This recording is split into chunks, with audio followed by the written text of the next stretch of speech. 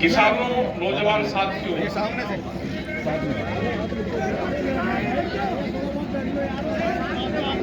Police प्रशासन के लोग, पत्रकार बंधु, हमारी माताएं बहनें, आज यहाँ पे हाथरस डिस्ट्रिक्ट में बहुत दिन बाद में आए। मुद्दा, सबसे बड़ा जो मुद्दा यहाँ का है वो आलू का है। जो रेट बढ़ाए हैं, जो भाड़ा बढ़ाया किराए का,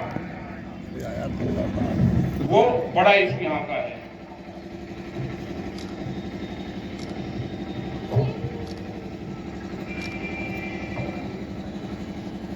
बिजली के इशू है। बिजली का इशू पूरे प्रदेश भर का है। जिस तरह से बिजली को प्राइवेट करा जा रहा है, अगर उसका तजर्बा लेना है तो आप आगरे में जो प्राइवेट बिजली है उसका ले सकते हैं। उसका किसानों के ऊपर क्या प्रभाव है। नोएडा, ग्रेटर नोएडा में ले सकते हैं। वहां पे भी कुछ क्षेत्र में बिजली को प्राइवेट करा गया है। ये एक बड़ी साजिश है इस देश में पूंजीपतियों को बढ़ावा देना। किसान की जमीन को कैसे छीनते हैं, उसमें खंभा लगा देंगे बीच में, उसमें सड़क निकाल देंगे। किसान की जमीन को ऐसे मान लेंगे जैसे फ्री में है। आप किसी व्यापारी की जमीन में उसकी दीवार पे सिर्फ एक पेंट या पोस्टर लगा कर दिखा दो, उसी पे ही मुकदमा दर्ज है। तो पूंजीवाद को कैसे बढ़ावा दिया जा रहा है, आपकी जमीन को लूटने का प्लान बन रहा है।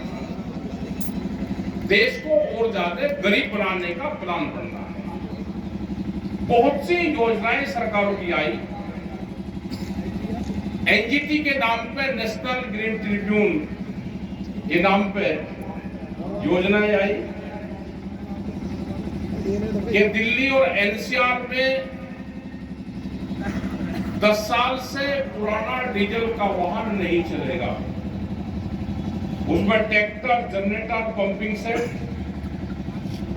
गाड़ियां, क्या जो पुलिस फोर्स के लोग, जो जज, जो वकील, जो डॉक्टर, जो किसान उस क्षेत्र में रहता है, 10 साल में अपनी गाड़ियां, ट्रैक्टर बदल सकता है।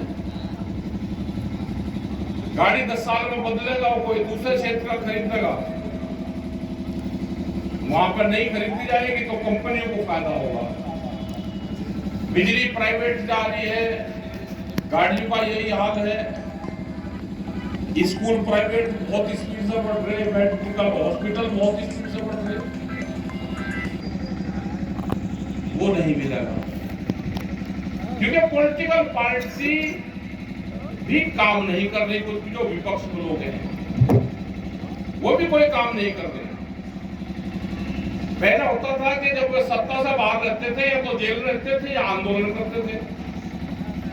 कोई भी पार्टी रही हो वो आंदोलन करती थी।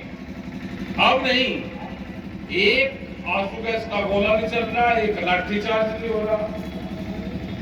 कोई विपक्ष का नेता आंदोलन में जेल में बता दो कि आप भ्रष्टाचार में तो जा रहे हो, नहीं है। फसल और नस्ल की लड़ाई अगर ये बचानी है तो बड़े आंदोलन की तरफ जाना पड़ेगा। जैसे हमारे महापुरुष जेलों में रहे, एक पीढ़ी को आंदोलन का रास्ता अख्तियार करना पड़ेगा। जिस तरह से कैमरा और कलम पे बंदूक का पहरा है, कैमरा और कलम पे बंदूक का पहरा है, रोटी तिजोरी में बंद होगी, भूख के आधार पे देश में रोटियों की कीमतें तय होंगी। ये चाहते हैं कि रोटी भी सरकार ही दे, और फिर कहेंगे आप हमको वोट दे तो हम रोटी तो आपको दे ही रहे हैं।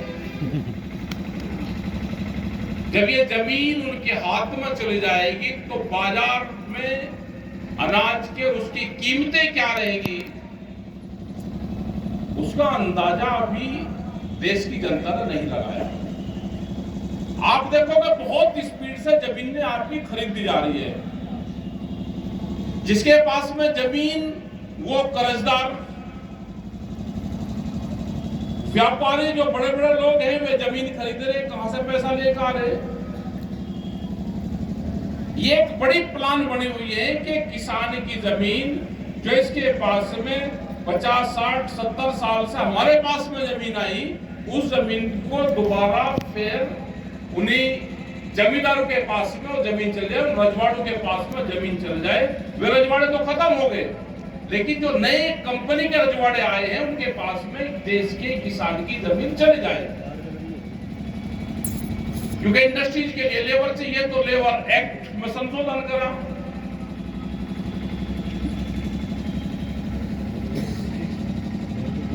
ये मजदूर भी आपके साथ में हैं, जो हमारी महिलाएं हैं, जो भूमिहीन किसान हैं।